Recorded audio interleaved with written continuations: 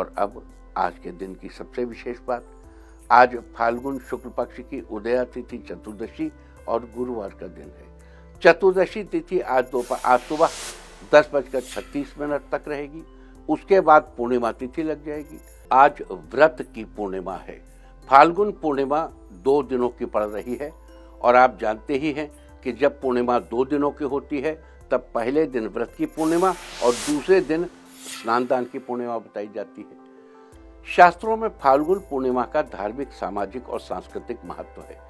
धार्मिक मान्यता के अनुसार फाल्गुन पूर्णिमा का उपवास करने से समस्त समस्याओं से छुटकारा मिलता है और उन पर भगवान विष्णु की विशेष कृपा होती है।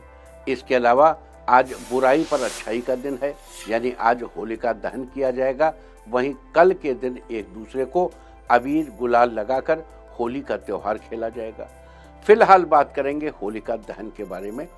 आपको बता दूं कि होलिका का ये त्योहार बहुत पुराने समय से मनाया जा रहा है। इसका आरंभिक शब्द रूप होला का बताया गया है।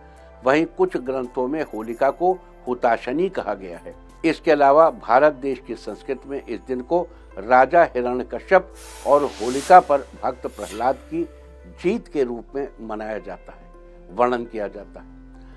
दरअसल होलिका हिरण्यकश्यप की बहन थी और उसे आग में न जलने का वरदान प्राप्त था, जबकि हिरण्यकश्यप के पुत्र प्रहलाद भगवान विष्णु के परम भक्त थे, जो कि हिरण्यकश्यप को बिल्कुल भी पसंद नहीं था। इसलिए एक दिन हिरण्यकश्यप ने अपने बेटे की विष्णु भक्ति से परेशान होकर उसे होलिका के साथ आग में जलने के लिए बिठा दिया। लेकिन भगवान विष्णु की कृपा से प्रहलाद बच गए। होलिका आग में जल गई। तभी से होलिका दहन का ये त्योहार मनाया जाने लगा।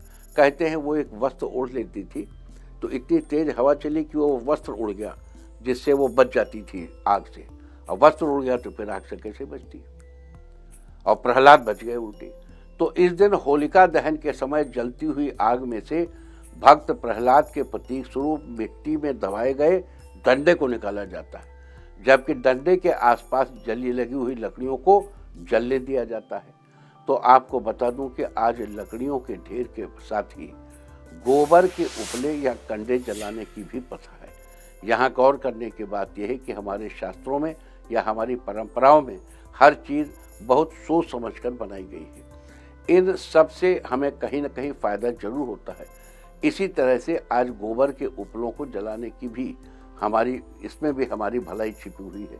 दरअसल इस समय ये जो मौसम चल रहा है, इसमें वायुमंडल की स्थिति कुछ ऐसी होती है कि इसमें आसपास बहुत से कीटाणु पनपने लगते हैं। ये कीटाणु डायरेक्ट या इनडायरेक्ट रूप में हमारी सेहत को इफेक्ट करते हैं और गोबर के अंदर कुछ ऐसी प्रॉपर्टीज होती हैं उन्हें जलाने पर हमारे आसपास मौजूद कीटाणु मर जाते हैं, साथ ही हमारी सेहत भी अच्छी होती है। अब यहाँ पर एक छोटी सी चर्चा और कर लेते हैं। देखो, हमारे यहाँ ये कहा जाता है कि उपले बनाइए गोबर के, उसे बीच में छेद करिए और मूंज के धागे से उसको बांधिए और एक ग्रुप में 7 उपले या इस तरीके से कुछ अलग अलग संख्या देश काल परिस्थिति के मुताबिक रहती है। आप जानते हैं कि गाय का गोबर हमारे देह से नाना प्रकार के विषाणुओं को चूस लेता है। हमारे शरीर में हमारे जो पैर का तलुआ है, हमारे ये हाथ की हथेली और हमारे ओंठ, इनकी स्किन बिल्कुल सेपरेट होती है बाकी शरीर की स्किन से, और ये स्किन हमारी बड़ी संवेदनशील स्किन होती है। जब हम हाथ से उपला बनाते हैं तो वो हमारे अंदर जो वो वायरस एलिमेंट है उसको सक कर लेता है और वो वायरस एलिमेंट इस गोबर में कन्फाइंड होता है, जिसको हम जला देते हैं। तो इसे गोबर में जलाने से 2 फायदे, एक तो वायरस जलता है, दूसरा गोबर जलने से जो सुगंध पैदा होती है वो भी आसपास के वायरस को मार देती है। तो ऋतुओं के संगम पर होने वाले जो हाइजीन से रिलेटेड चीज़ें हैं, जो सेहत से रिलेटेड चीज़ें हैं, जो स्वास्थ्य से रिलेटेड चीज़ें हैं, वो हमारे धार्मिक परंपराओं से प्रकट होती हैं और हमारी धार्मिक परंपराओं का निर्माण इन चीज़ों को ध्यान में रखकर किया गया है। तो ये थी चर्चा व्रत की पूर्णिमा और होलिका दहन की। और अब बात कर लेते हैं होलिका दहन से जुड़ी कुछ अन्य बातों की। आज होलिका पूजा के बाद होली की परिक्रमा करनी चाहिए और होली में जौ या गेहूं की बाली, चना, मूंग, चावल, नारियल, गन्ना, बताशे आदि चीजें डालनी चाहिए। होली की आग में जौ की बालियों को भूनकर प्रसाद के रूप में खाना और सबको बांटना चाहिए।